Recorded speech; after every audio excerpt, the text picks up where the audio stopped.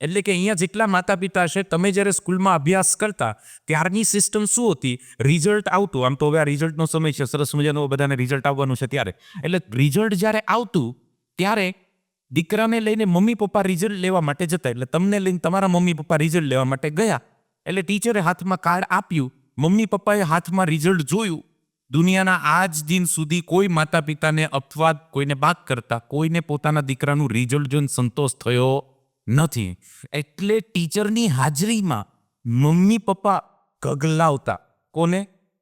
પેલું પિક્ચર જુઓ, તમારું જ છે. કોને ગગલાવતા? કોને? છોકરાને. એટલે કે અહીંયા જે માતા પિતા છે એને શું કહીને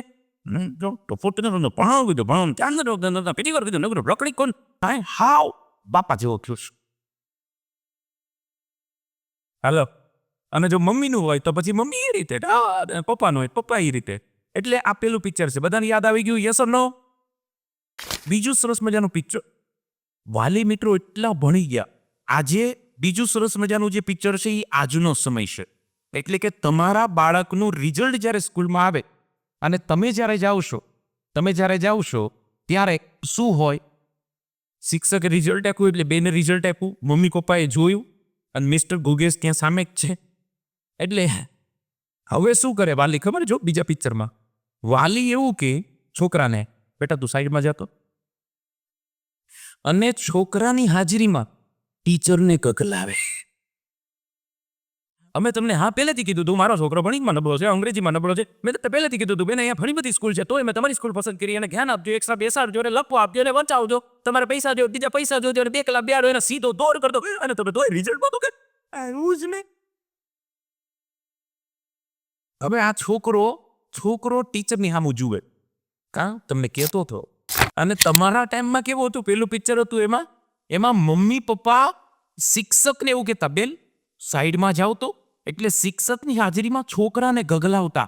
એટલે માતા પિતાનો ડર હતો અને શિક્ષકનો થોડોક હતો. આપણે એવા એડવાન્સ થઈ ગયા બધા કે છોકરો ને તો આપણો તો ડર છે જ નહીં, ઉલટાનો માતા પિતાને છોકરાનો ડર છે, અને શિક્ષકનો હવે રહ્યો નથી. તમે જુઓ, તમારા ટાઈમમાં જ્યારે શિક્ષક આપણી શેરીમાં ભૂલમાંય ખબર પડે કે આપણી શેરીની અંદર શિક્ષક આવ્યા, ભૂલમાંય ખબર પડે, એટલે પાર્ટી તો હોલમાં હોય ને, હોલમાં, તોય રસોડામાં જ થઈને બાળામાં, ઘરે નો આવવાનો હોય તોય બાળામાં જતા રહેતા. હા કે ના?